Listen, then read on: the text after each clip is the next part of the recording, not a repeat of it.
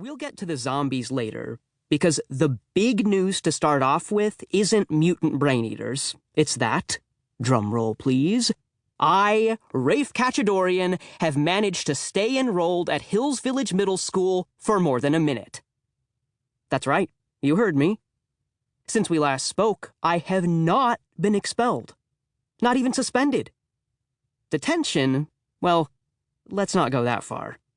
I'm not perfect. But for me, not getting kicked out of school is seriously awesome, bordering on miraculous and hunkering down right next door to flat-out impossible. For example, it seems like only yesterday that the seriously scary new vice principal at Hills Village, the knuckle-crunching Charlotte P. Stonecase, a.k.a. the terror from room 666, a.k.a. the Skull Keeper, forced me to take part in the program, a kind of prison camp in the woods for wayward students. Wayward is just another way of saying troublemaking. And before I could say, "No, wait, I think there's been some kind of mistake," I was shipped off to the Rocky Mountains for a week of total attitude realignment. For a while there, it was touch and go. But somehow I survived and made it back from Colorado alive. Who knows?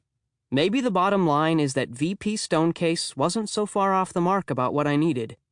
Maybe she's some sort of cosmic fortune teller.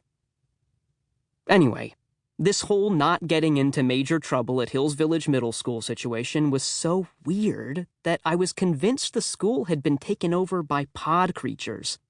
You know, the kind of aliens who sneakily make themselves look like the regular people they've eaten until you're the only human left. I decided to test my theory. The big mistake I made was to test it by pulling Mr. Hernandez's mustache in gym class. You can already see where this is going, right?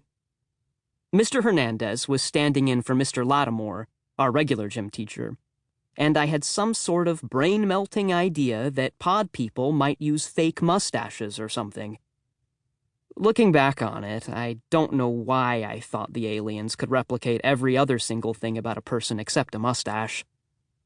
Now, even though he'd just started teaching at Hills Village at the beginning of the year, I'd already learned that Mr. Hernandez was not what you'd call the forgiving type. In fact, trying to figure out once and for all if Mr. Hernandez was an alien by trying to pull off his mustache would normally have resulted in at least 100 years of detention and Mr. Hernandez mutating into a black hole of vengeance. But Mr. Hernandez only made me run 20 laps of the football field. Like I said, weird. And I haven't even gotten to the drop bears yet. Chapter 3. Budgie Smugglers Ahoy! Later that day, things got even weirder. The school had a special assembly, and after Principal Stricker droned on for like 10 minutes, she introduced the mayor of Hills Village. Mayor Blitz Coogan is one of those big, nice, friendly guys who slap everyone on the back in a big, nice, friendly way with their gigantic paws.